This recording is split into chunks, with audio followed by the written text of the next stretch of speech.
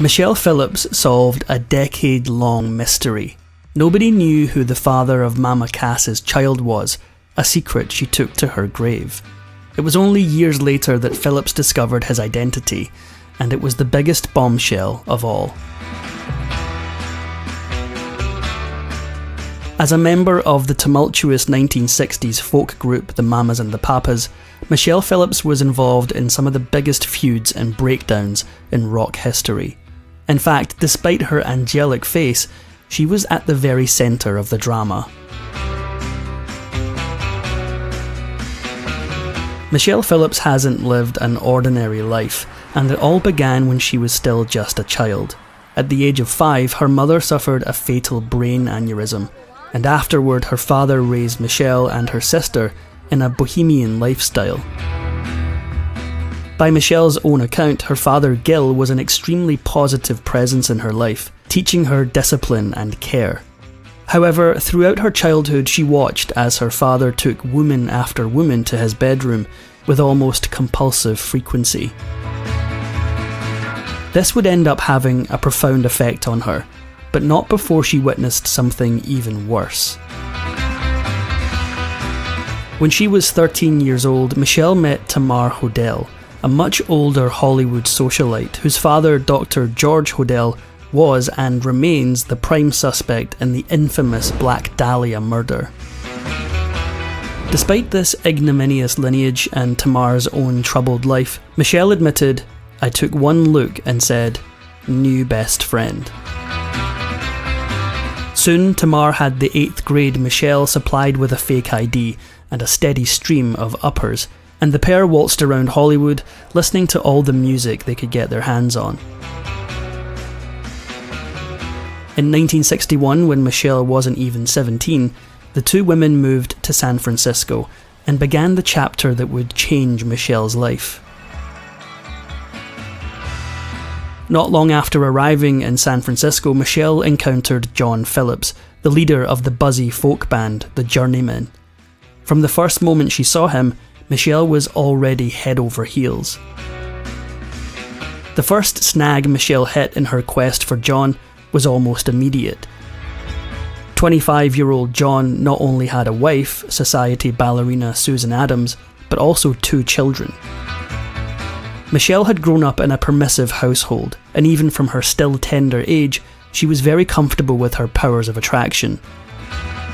So when she inevitably caught John's attention, she was uninterested in sneaking around. The bold teenager knocked on his wife Susan's door one afternoon and announced, "I'm in love with your husband."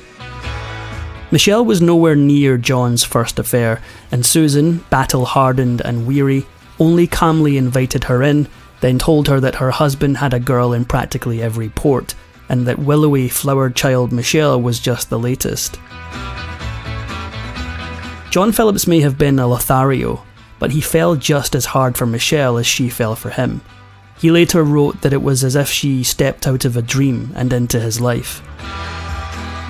The Casanova was cuffed. By 1962, John and Susan were divorced, and he and Michelle had moved to New York and gotten married. John Phillips was incredibly musically talented, but he was also, as one of his circle put it, akin to a charismatic snake oil salesman. Inconstant and opportunistic, he'd already chased trends like doo-wop and ballads to try to conquer the popular musical landscape.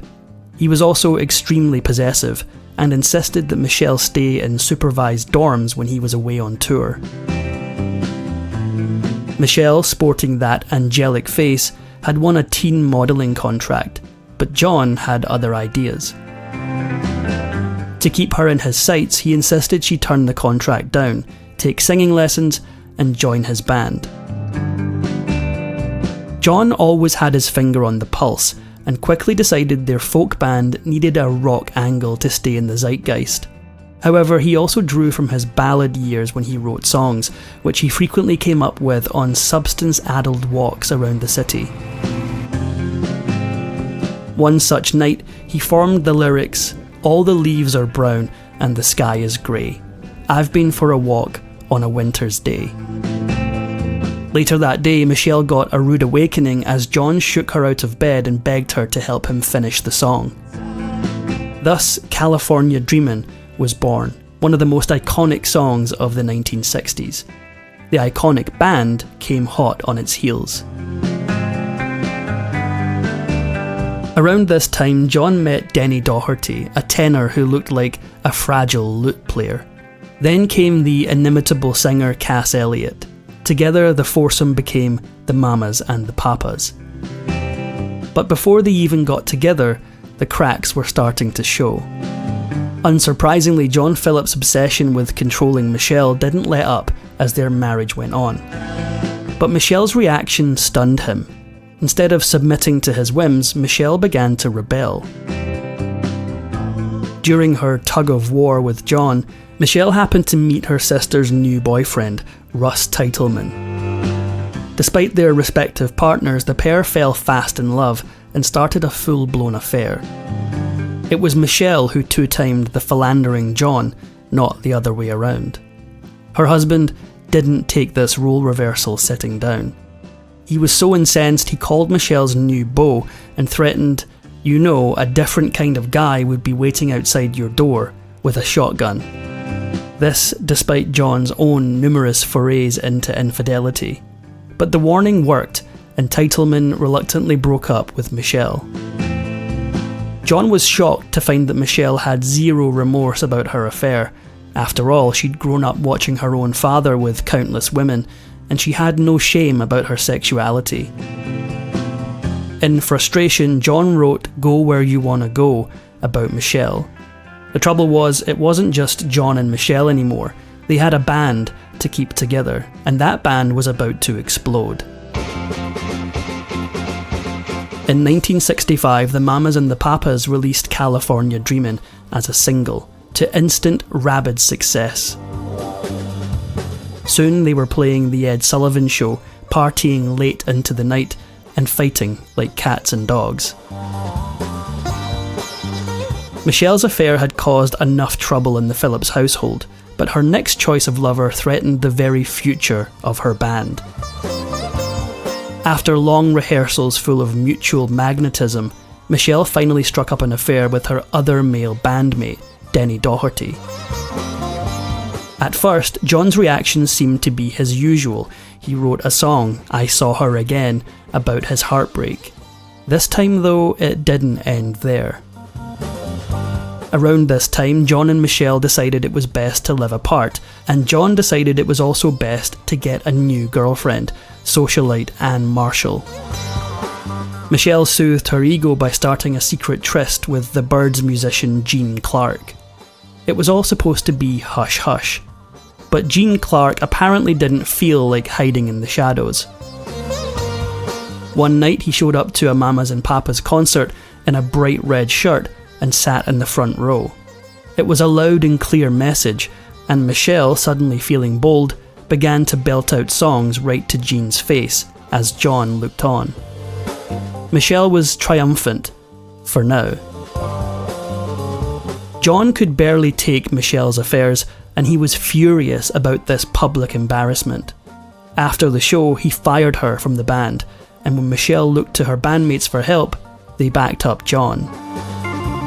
In the blink of an eye, she was out of the group she founded, but she wasn't going to go without a fight.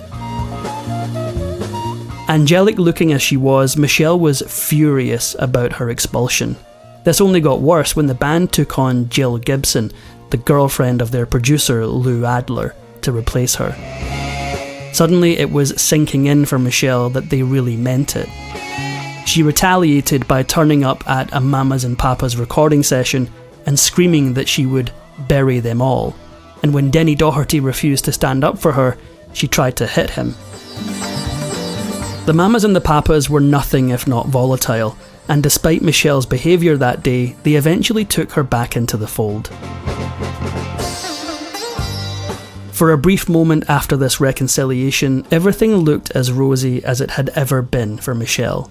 The Mamas and the Papas were still defining the 60s with their music, playing the Monterey Pop Festival next to future icons like Jimi Hendrix and turning their song San Francisco into an anthem of the age of Aquarius. Michelle and John used their newfound money to buy a mansion in Bel Air, where they hosted lavish parties with rock gods and movie stars. Besides that, Michelle also discovered she was pregnant with what would be the couple's only child, daughter China Phillips. Yet, new house and new baby aside, this domestic bliss had a deep darkness. Throughout this time, John was still controlling Michelle, perhaps more than ever. Cass Elliott's sister recalled of the Bel Air mansion, "I didn't feel comfortable in that house. It was dark, and so was John's vibe." More than that, Tamar Hodel described how once when she went to visit Michelle there, John wouldn't let his wife come out. If they only knew what was really happening. To this day, Michelle remains tight-lipped about everything that was going on in that house, both before and after she gave birth to her daughter. The details she did reveal are chilling. Although there was apparently just one incident of John physically attacking Michelle, she admitted that it led to her being hospitalised. It was eventually all too much for her to take.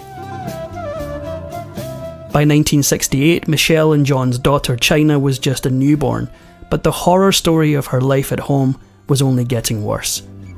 It brought Michelle to a gut-wrenching decision. She had to divorce John. By this time, John Phillips was deep into serious substance use, and though the mamas and the papas were no strangers to this kind of partying, John had always been the most self-destructive in his behaviours. Without Michelle watching on, he fell apart. Though he quickly rebounded with a new girlfriend, actress Genevieve Waite, the pair spent most of their early time trying to snag the intense drugstore narcotic Dilaudid. Apparently, the father of Michelle's child was so out of control that no less than rocker Keith Richards once asked him to leave his party. But Michelle was having troubles of her own. The same year John and Michelle divorced, the fate of the Mamas and the Papas was also all but sealed. With Cass Elliot wanting to pursue a solo career and new trends leaving the group in the dust, the band petered out before officially getting released from their record contract in 1969. John and Michelle were no more, and so was their band. After the end of her music career and her marriage, Michelle rebounded with actors and acting. She briefly dated an up-and-coming Jack Nicholson as she auditioned for various roles.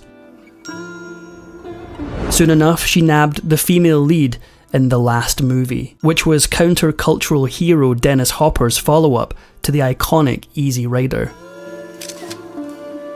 When Michelle signed on, she must have been aware of Hopper's notorious reputation for very hard partying and erratic behaviour.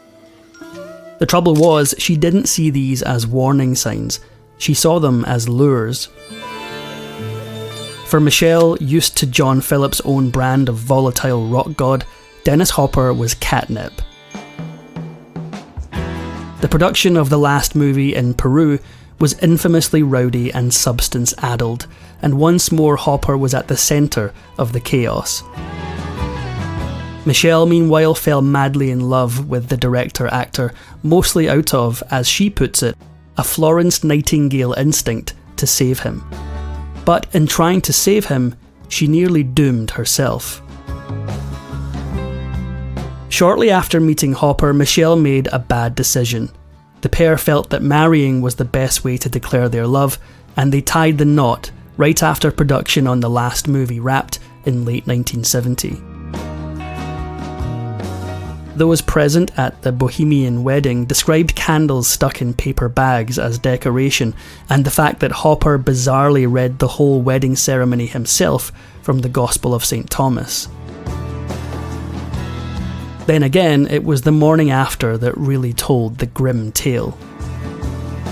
Hopper was unsurprisingly extremely not sober on the day of their nuptials, and according to one report, the actor had been so out of it that when he woke up the next day in his bed, he didn't recognise his bride. A A friend also reported that the groom, who was an avid gunman, scared both Michelle and her daughter by shooting guns inside the house shortly after the wedding. According to another report from a friend, Hopper, again likely on something, tried to handcuff and restrain Michelle during this time because he claimed she was a witch. She knew she had to get out, but it took a push to do it. Make sure everybody knows about it. In the end, for all the interminable torment she faced with him, Michelle's marriage to Hopper lasted only 8 days. It was Michelle's father who struck the final blow.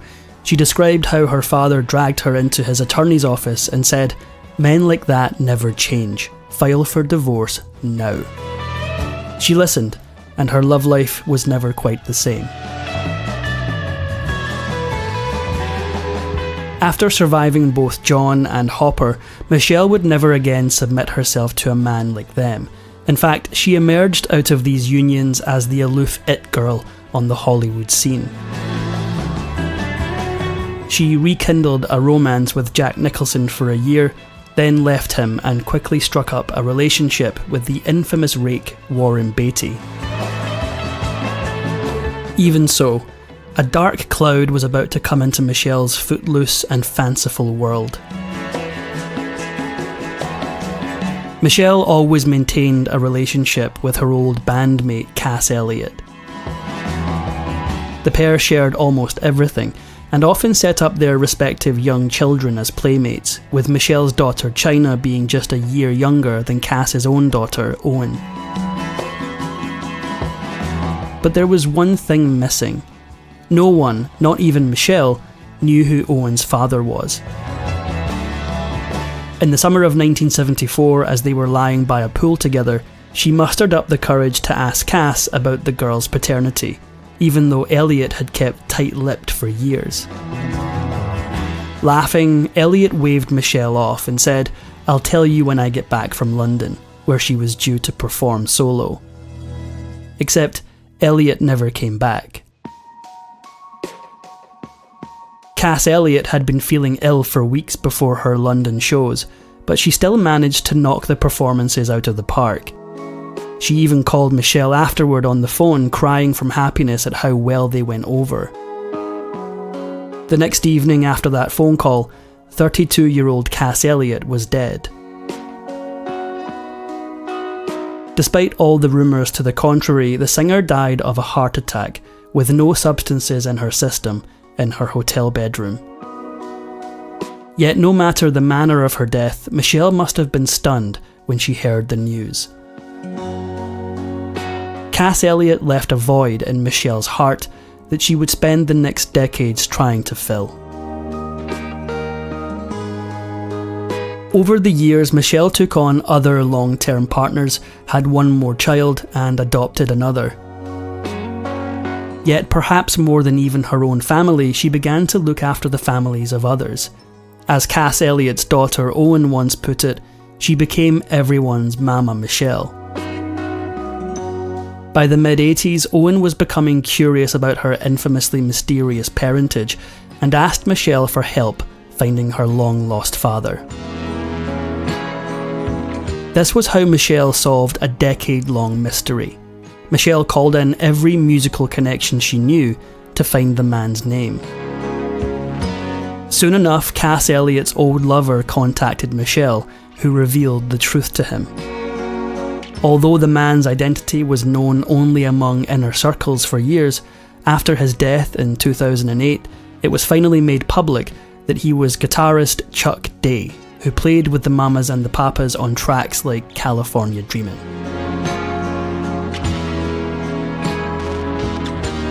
Throughout her long career in entertainment, Michelle Phillips continues to excel in various mediums.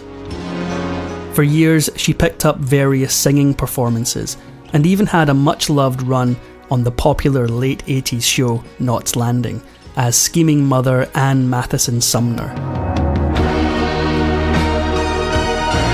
As of 2024, Phillips is 80 years old and showing little sign of slowing down.